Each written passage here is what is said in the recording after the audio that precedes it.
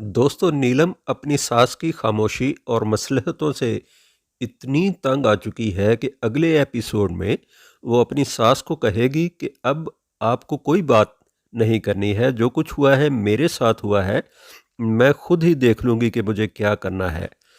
उसकी ननद भी उसका साथ देगी।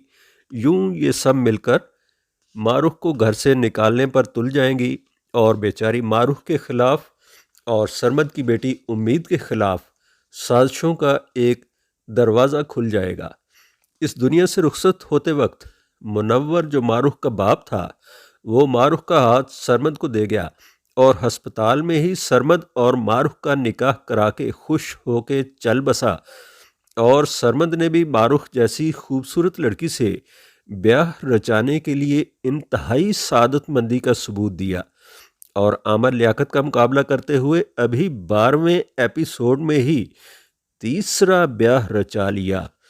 क्या ये सरमद की सादतमंदी है या कोई हिकमत अमली और चाल कि वो तीसरी शादी करने में कामयाब हो गया है? मुनव्वर की मौत का जिम्मेदार कौन है? यासिर, सरमद, मारूख या नीलम? क्या नीलम के खदशात सरमद और मारूख के बारे में दुरुस्त है या सरमद को यह ब्याह मजबूरी में करना पड़ा? आप इस बारे में क्या कहते हैं? हमें अपनी राय अपने कमेंट्स में दीजिए और हमारे चैनल को सब्सक्राइब कीजिए। शुक्रिया। अल्लाह हाफिज़।